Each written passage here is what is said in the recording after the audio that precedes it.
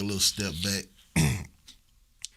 I heard you mentioned this. Now you really got to know what you're talking about, and you really, really just can't be playing around. But you said you take it that you discovered MC Hammer. Is that right? Yeah. I mean, I mean, truth of the matter is, I saw him sitting on a couch, man, at Fantasy Records. Had to be 6, 7 hours. You know what I mean? And the guy that he was looking for was in the studio with me. I was producing Lenny Williams at the time from Tower of Power, and he was looking for a guy by the name of Fred Pittman, who was the A&R for Fantasy. Well, Fred Pittman was in the studio with me, like I said, and I was producing one of Fred's artists at the time, which was Lenny. And so Hammer at the time, Stanley Kurt at the time, he was dressed real nice, man, had a suit, tie on, So I walked over to him after seeing him sitting there for so many hours. I had been coming in and out, getting stuff out the vending machines and stuff. So I asked him, I said, hey, man, who are you looking for? What are you doing?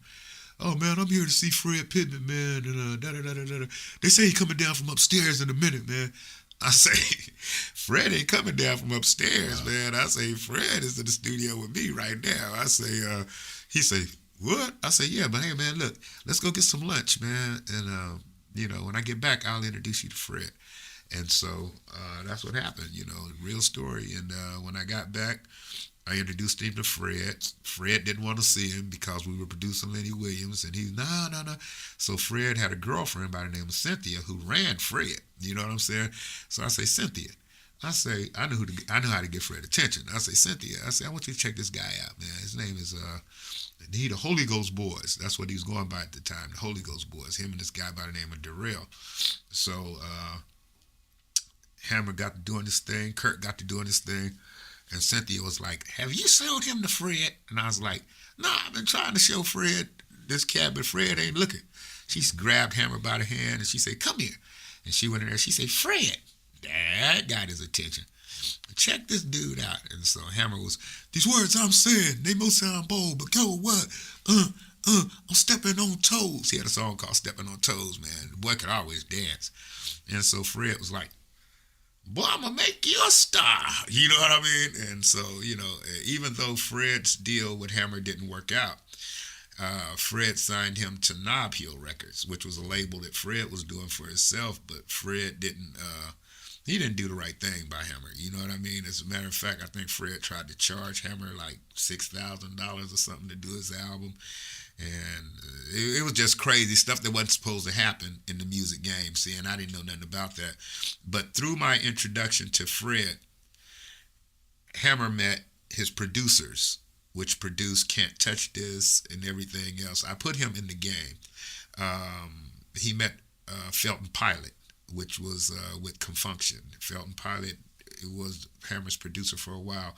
He met James Early, who produced stuff for him. I don't know all the songs, but I know his hit maker producers were part of our crew. Wow. And that's why I say I discovered it.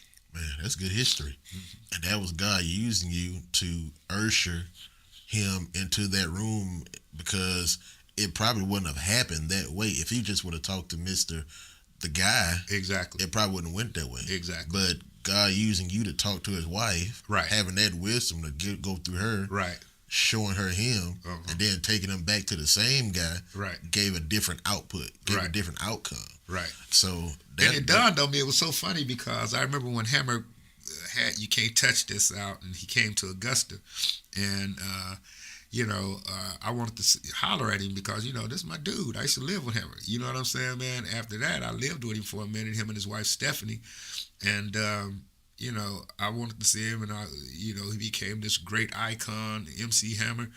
And so once I got to the Sheraton Hotel, I saw Felton, which was the producer that was producing Lenny's album with me at the time. And I said, Felton, I say, hey, man, I want to holler at Hammer. He said, have you seen Kurt, man? You seen him? I say, no. He said, okay, man, well, let me go get him for you. So I remember Hammer, and I'm saying this just to say that Felton put me in perspective of how it all went down. I'd even forgot how it went down. You know what I mean? And so he had Hammer on the phone. He's like, Hammer, Derrick Monk down here want to holler at you, man. I heard Hammer say, you can hear him through the phone, I don't know no Derrick Monks. I don't know Derrick Monk. You know what I mean? And Felton said, you don't know the Derrick Monk that introduced you to me? You know what I mean? Okay, Derrick, yeah, Derrick. Okay, tell Derrick I'll be down. And I was like, you don't remember Derrick Monk? You know what I mean? I was like, okay, but at the end of the day, man, when he did come down, it was all gravy, man. We had a wonderful time.